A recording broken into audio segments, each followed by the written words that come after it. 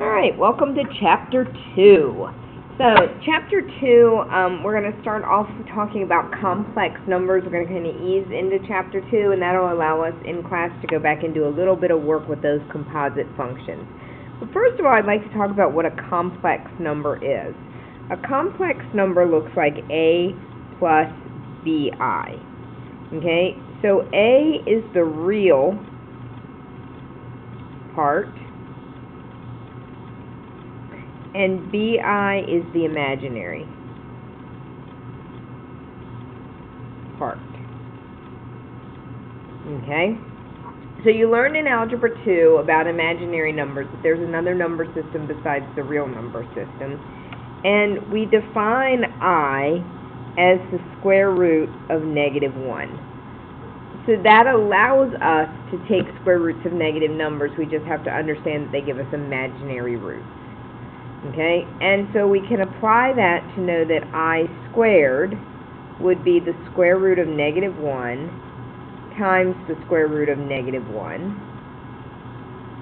which is -1. Because remember, if you multiply a square root by himself, you just get whatever's underneath the square root. Alrighty? Okay, so knowing these two things, let's go ahead and go into our first example, which is just to simplify. So example 1, simplify.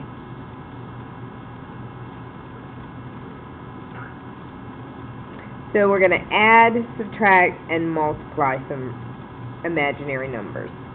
So let's say I have 5 minus 2i plus 3 plus 3i.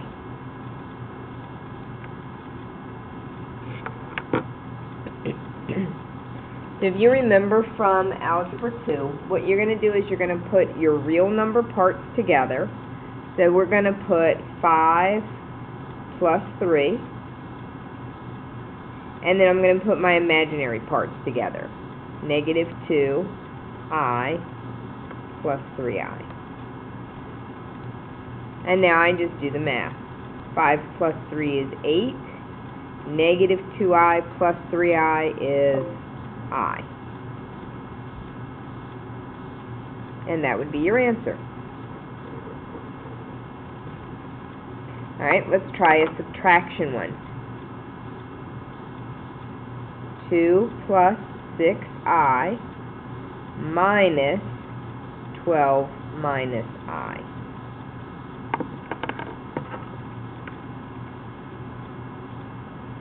One thing that I would recommend you do is go ahead and take care of this negative and distribute it.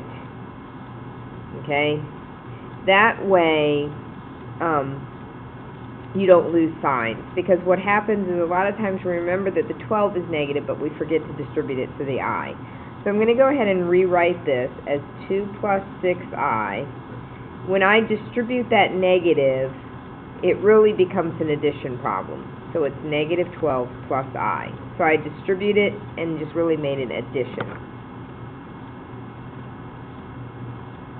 Alright, now I do exactly what I did in this before. I'm going to put my real numbers together and my imaginary numbers together and then combine like terms.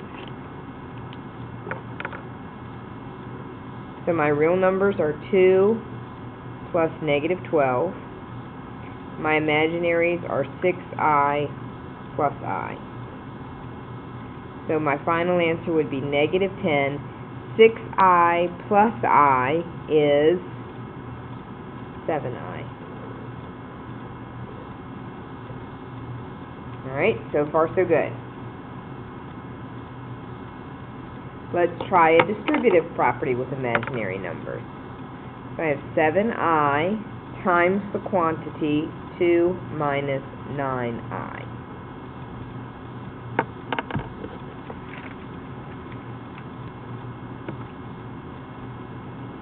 So we distribute the 7i to both terms. So I have 7i times 2 minus 7i times 9i. Right? Now, you can multiply 7 times 2 is 14i minus, now here's where it gets tricky. 7 times 9 is 63. I times I is I squared. But don't you know that I squared, look back in your notes, isn't I squared equal to negative 1? So down here I can really rewrite this as 14I minus 63, and I know that I squared is really negative 1. So that's going to give me 14I plus 63. And what we normally like to do is to let the real part lead. So this is how the book is going to represent your answer. 63 plus 14I.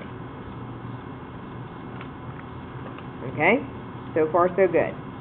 We're going to do two more things. We're going to go ahead and multiply a binomial times a binomial, and then we're going to divide. Okay? Here we go. Number 4.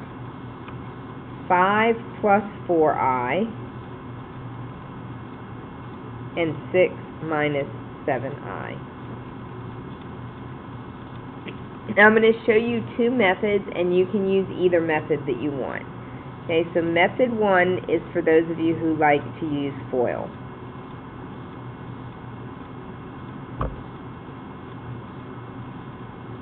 Alright, so I'm going to take 5 plus 4I, 6 minus 7I.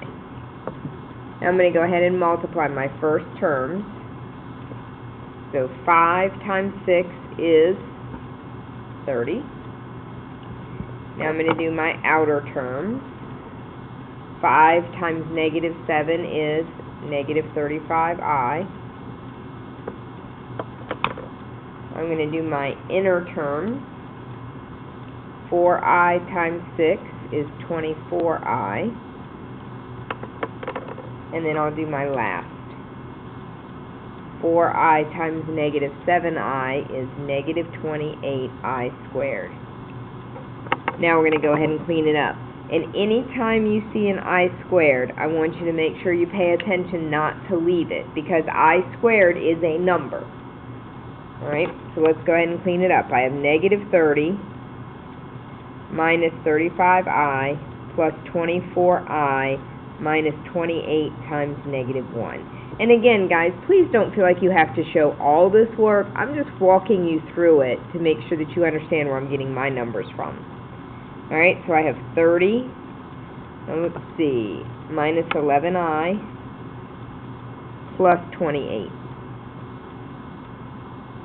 Right, because a negative 28 times a negative 1. And now I just need to go ahead and clean it up the rest of the way.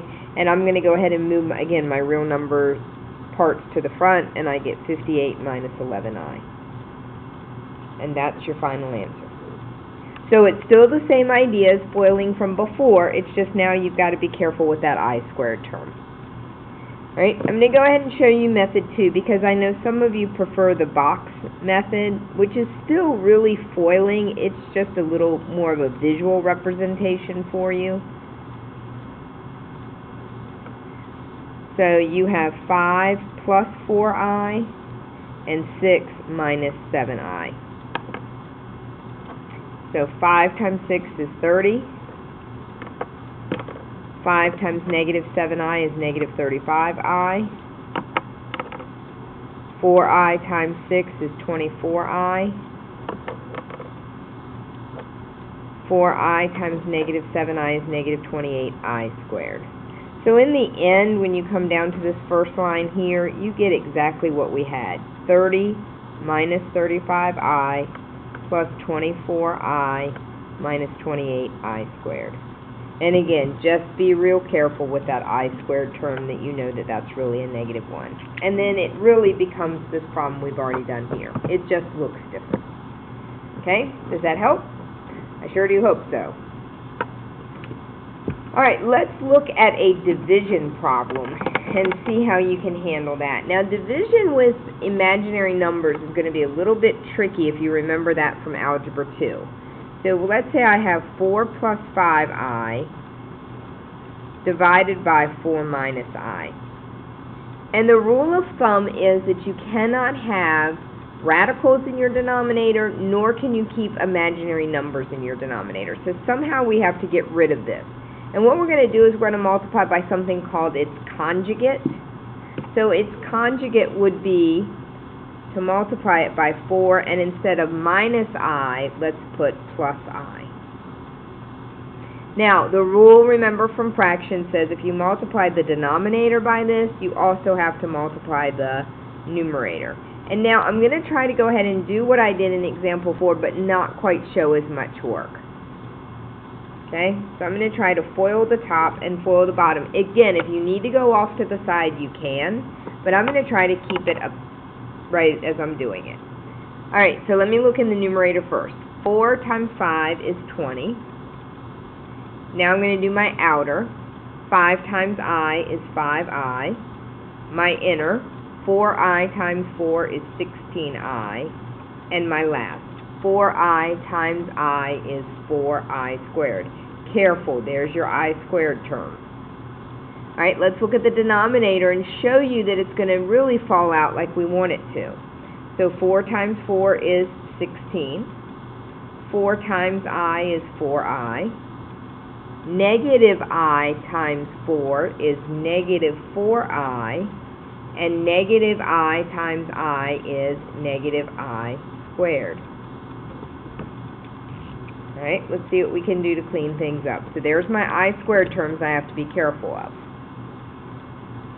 Alright, so I get 20 plus 21I, and this would be plus 4 times negative 1.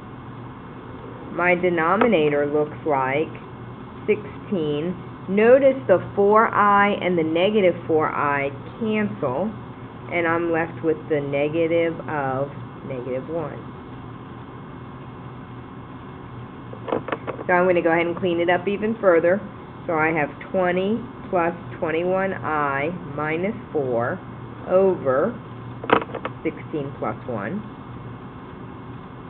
And now I'm finished.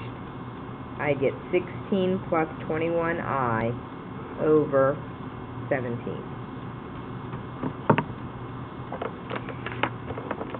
Some books will leave it like this. Others will go ahead and separate it into 16/17, a real part plus an imaginary part. Okay? And again, if this is too much for you, come over to the side and FOIL it twice and then bring it back together. You know what you need to do. And again, don't feel like you have to follow all these steps. Some people are very good at being able to do a lot of that in their head. Alright? Okay, so far we have added, subtracted, distributed, multiplied, and divided imaginary numbers. Now we're going to try to simplify some radicals.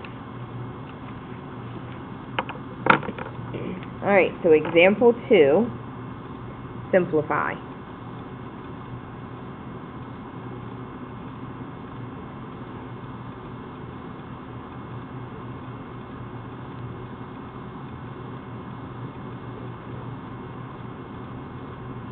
So I have the square root of negative 27 plus the square root of negative 48. And at first you think and say, well, you know what, they're not the same radicals, I can't do anything, I'm done. Maybe I can get an I out of there. Woohoo! Alright, well let's go ahead and take that I out first. So to get rid of a negative underneath the radical, we can pull the imaginary piece out, and I just have the square root of 27 plus I times the square root of 48. But don't you remember from the distance formula that we can take these to their prime factorizations, and maybe they are a common root. So let's come over here and break 27 down to its prime factorization. Again, prime factorization is not the only way you can do it. Some of you learned another way in Algebra 1. I am a big fan of prime factorization. So some factors of 27 are 3 and 9. 3 is prime. And 9 is 3 and 3. So I have a pair of 3's that can leave the radical, and I have a singleton that has to stay underneath the radical. So I have 3i square roots of 3. Alright, let's see what 48 will break down to. So what numbers go into 48? You don't have to start with primes. I like to, but there's no rhyme or reason to it. I could do 6 and 8. And then break 6 down to 2 and 3 that are both prime. 8 is 2 and 4. And then 4 breaks down to 2 and 2. So underneath my radical, I've got 4 2's and a 3. So this, remember, this is like a radical mother. She says, you know what, I'm so nervous about my kids, they can only go out if they have a partner. So the 2's have a partner, and this pair of 2's have a partner. So they leave as a pair of, like, this leaves as 1 2, and this leaves as 1 2. Because they have to stick together. That's why Mom's letting them leave. They have to stick together. And so now I get 4i square root of 3. So now we notice that they both have square roots of 3, and they're both imaginary numbers, so I can now just put them together. 3 i's and 4 i's make 7i square root of 3. And that would be my answer. Okay? Alright, let's see if we can't get through 2 more problems, and that just leaves me to teach you the quadratic formula tomorrow. Alright, number 2. Let's say I have negative 2 plus the square root of negative 3 quantity squared. Now before we do anything, we want to go ahead and take that negative out of that radical. Alright, so before I do anything, I want to write that as negative 2 plus I square roots of 3 quantity squared. Now, if you remember that perfect square trinomial shortcut I showed you, it will work here. Sometimes because they're imaginary numbers, people like to actually do the math. So let's go ahead, I'm going to FOIL it. So first term, negative 2 times negative 2 is 4. Now I'm going to do my outer. Negative 2 times I square roots of 3 gives me negative 2I square root of 3. Now my inner, negative 2 times I square roots of 3 is negative 2I square roots of 3. Now your last. This is tricky. I times I is I squared. Oop, be careful of him. And square root of 3 times square root of 3 is 3. Alright, let's go ahead and clean this puppy up. So I have 4 minus, so 2i square roots of 3 and 2i square roots of 3 make 4i square root of 3. Now, I squared is really that negative 1 in hiding. And now I'm ready to go ahead. So I have 4 minus 4i square roots of 3 minus 3. So that leaves me with 1 minus 4i square root of 3.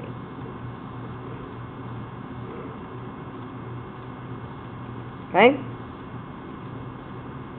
Alright, last problem. Let's go ahead and simplify one last fraction. And then we'll at least, maybe we'll have time to write down the quadratic formula.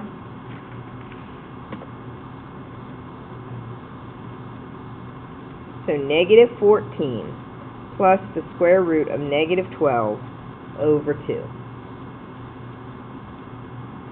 Alright, again, the negative is underneath the radical. So let's just go ahead and start cleaning things up. So I have negative 14 plus I square roots of 12 over 2.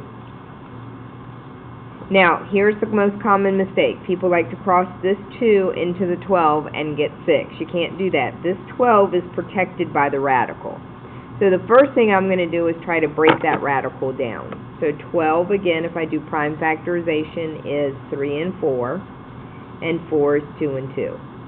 So there's my pair that can leave the radical. So I really have negative 14 plus 2i square roots of 3 over 2. Now this is where I think it's super helpful to go ahead and break it down, because now what you're going to see is that it becomes negative 14 halves plus 2i square root of 3 over 2. So now you can tell that 14 halves will simplify to -7, plus, here my 2's cancel and I'm left with I square root of 3. You can do that from this step. You just have to be careful to know that the 2 is divided into both the real part as well as the imaginary part. Okay?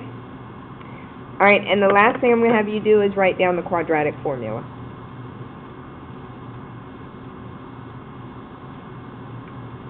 So it's negative b plus or minus the square root of b squared minus 4ac all over 2a. And tomorrow in class we will practice singing that. Alright, so I think that is it. I give you something to look forward to. You get to hear my beautiful singing voice tomorrow. You guys have a great night. Bye.